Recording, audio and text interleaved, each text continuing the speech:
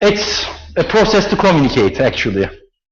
I mean, of course, I will bring more, I will put more, but it's a process. It's a process that never ends by saying only a word. Getting feedback, responding again, getting again, and it's a continuous process. So, if we look to the elements of communications, as Serap and Onur said,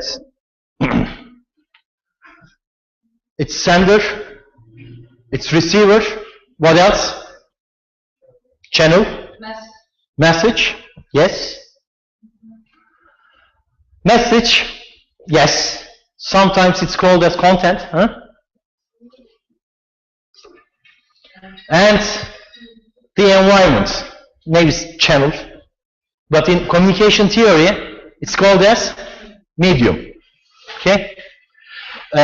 You will see it in some other courses deeply, but now I'll leave it so, okay? You will deeply learn it in other courses, don't worry. So, I mean, it's a sender, it's a receiver, it's a channel, and it's the content. So it's the basics of communications. But, I mean, there are, of course, types of communication. I mean, this fits more person-to-person communication. I mean, it's and also the medium is called as channel. Air, sometimes doors, sometimes letters, and so forth. It's one-to-one. And there is also multi-communication. There is a sender here, but receivers are a mess, okay, public. So, in this case, you need to use more channels, which means more medium. And the plural form of medium is called as media.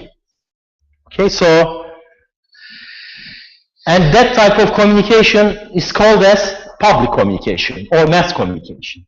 Okay, here are the types of communication. Of course, I mean, what we communicated are, or what the contents are, sometimes thoughts, sometimes emotions, sometimes an information. And with the public communication, there is a publisher or broadcaster, a sender.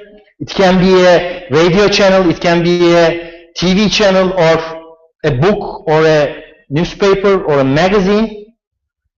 And there are receivers. In general, in English, they are called as viewers. Okay? They view the newspaper, the magazine, they hear the radio, called as listener, or they view the television and called as watcher. Okay? So, and there are many forms, textual forms, audio forms, visual forms, either in picture or in video, many forms, and the content is in many forms and broadcasted or transmitted over the multi-channel medium, which is called as medium. In general, it's called as public communication. So, looking to the communication environment, I mean, if you frame it, it's called as classical communication environment. I mean, here are the rules that we try to figure out so far. It's one-to-one, public, they are distinct from each other, it's one-to-one or public, and it's either person-to-person or publisher or broadcaster to mass. So these are apart from each other. Okay? In the classical communication environment or in the classical communication theory in 20th century, all things happen as it is. But now, There happened something at the end of the 21st century, 20th century, and suddenly framed this and named it as classical. Okay, so we'll try to determine what's new. Some other devices or other kinds of communication entered in our lives, penetrated in our lives, and suddenly these types of communication are framed as classical.